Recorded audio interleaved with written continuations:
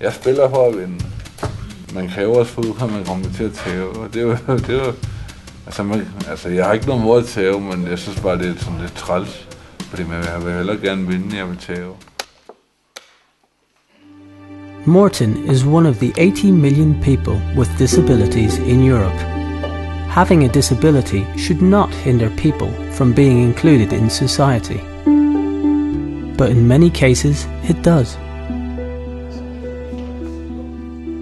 About 1 in 10 Europeans is affected by mental health problems.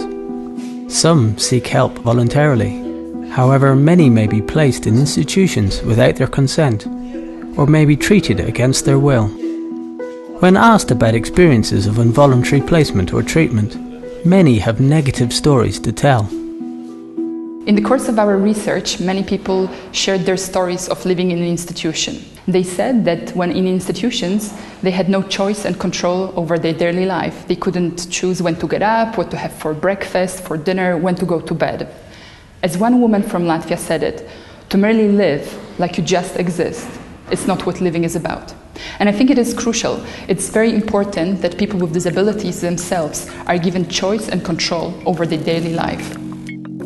There's happened a lot of things about our inclusion in society, but we have not got the same rights as everybody else.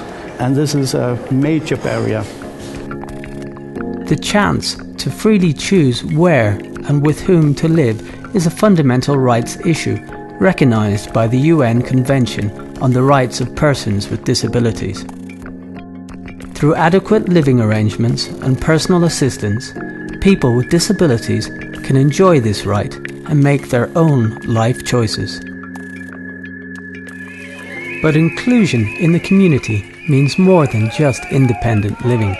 It also means that people with disabilities can participate in political decision-making. But to do so, they need legal capacity, and this is not always the case.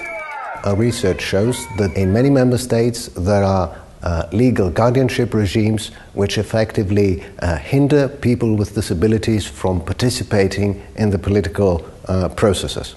Therefore, it is important that such barriers are removed in order for people with disabilities to be able to exercise more choice and control in their life. When you say nothing about us without us, it means that people with disability need to be involved at all levels of decision making.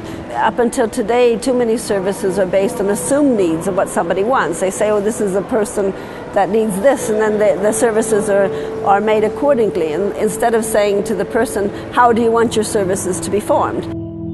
For this to happen, cooperation between people with disabilities, their representative NGOs, and decision makers is vital. The FRA's Fundamental Rights Platform is helping to bring this about.